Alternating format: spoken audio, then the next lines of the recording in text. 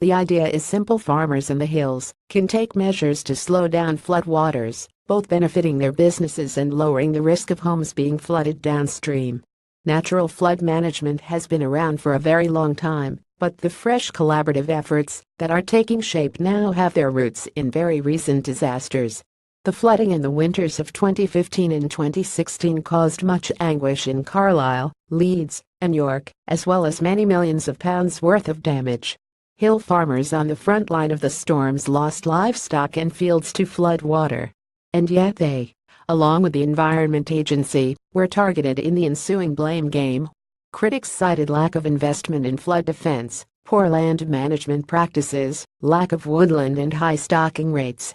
They had a point. But it was hard to take if you were a farmer trying to deal with tons of river sediment that had been dumped on your productive land.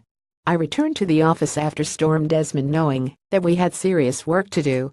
6 of the major rivers that caused the devastation rose in the Yorkshire Dales National Park. How could we, as an authority, help farmers and landowners reduce flood risk? At the time, Leeds University was conducting groundbreaking research, funded by a partnership we are involved in called the Wensleydale Project. Scientists looked into the potential impact of implementing natural flood management measures in Coverdale, which sits just to the south of Wensleydale. The research suggested that increasing the roughness of vegetation over 10% of the dale, for example by introducing more tree cover, inserting leaky dams on fellside sites, or setting aside rough grass margins, would reduce peak flood levels in the river by 12%. That 12% could be the difference between a home being breached by flood water or staying dry. We shared this evidence, along with successful examples of practical flood management, with a group representing farmers and landowners. We demonstrated reducing soil compaction would both decrease runoff and improve grass and root growth. The response from farmers was overwhelming. They care about their local communities and want to play their part in reducing the severity of flooding. Each main dale of the national park now has a formally constituted group of farmers and landowners, which is sharing ideas on reducing flood risk.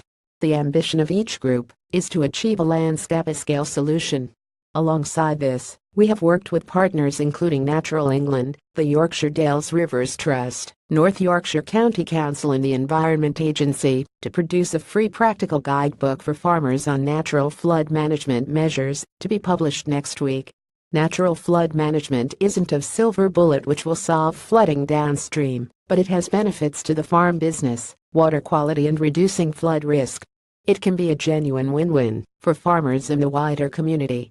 Helen Keep is a senior farm conservation officer at the Yorkshire Dales National Park Authority.